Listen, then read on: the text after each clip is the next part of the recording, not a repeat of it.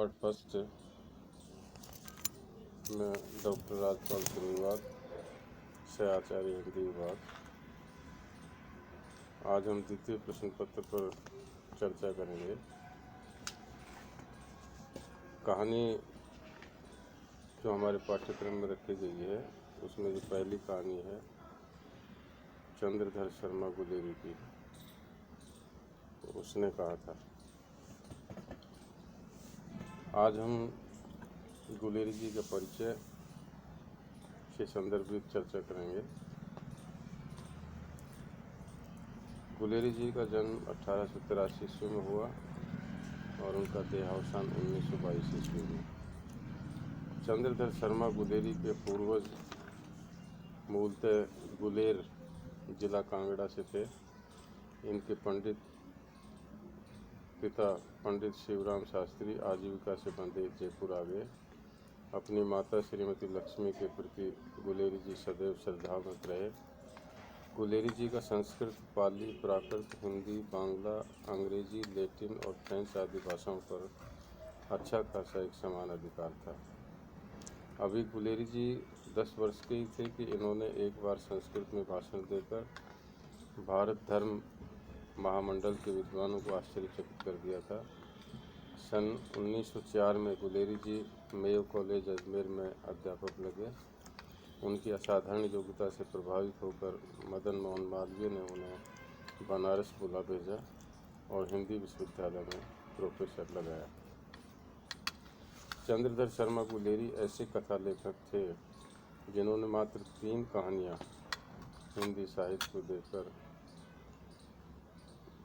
नई दिशा और नए आयाम प्रदान किए। गुलेरी जी की प्रसिद्धि का मुख्य आधार फ्लैशबैक अर्थात पूर्व दीप्ति शैली में लिखी कहानी उसने कहा था है। सन 1915 में प्रकाशित इस कहानी की टेक्निक अपने समय से बहुत आगे थी। उनकी अन्य 2 कहानियाँ हैं बुद्धू का कांटा और सुखमय जीवन। सन 1903 में जयपुर से जैन वैद्य के माध्यम से समालोचक पत्र प्रकाशित हुआ था। इसी पत्र में गुलेरी जी संपादक रहे। इन्होंने पूरे मनोयोग से समालोचक में अपने निबंध और टिप्पणियां देकर उसे जीवंत बनाए रखा। सैसु नाग की मूर्तियां, देवकुल, पुरानी हिंदी, संगीत, कछुआ धर्म, आँख मारे सी मोही कठाऊं और सोए अहम जैसे निबंधों पर इनकी विद्वता की अमिट छाप मौजूद है।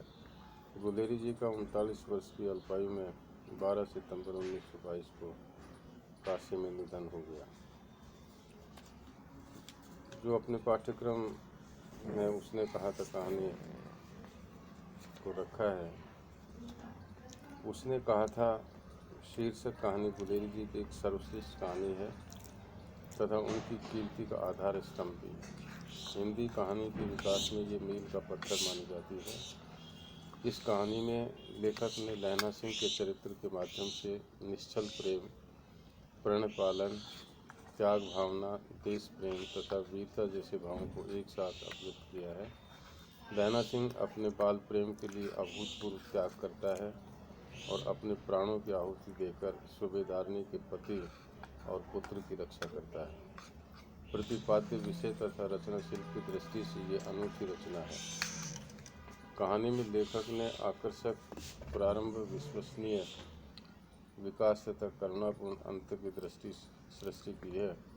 कथा सूत्रों को परस्पर जोड़ने तथा पात्रों के चरित्रगत विशेषताओं के उद्घाटन में समर्थ संवाद, अमृतसर से लेकर सुदूर फ्रांस की युद्ध भूमि के वातावरण का सजीव अंकन और पात्र तथा स्थिति के अनुरूप भाषा प्रयोग इस कहानी की शिल्पगत विशेषताएं हैं।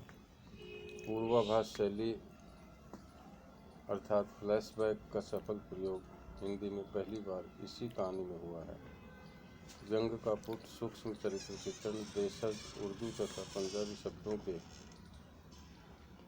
प्रयोग द्वारा वातावरण की सृष्टि, सरल, सहज और मुहावरेदार भाषा इस कहानी के विशेष गुण हैं। अगले टर्न पर हम कहानी के तत्वों के आधार पर इस कहानी का विवेचन करेंगे।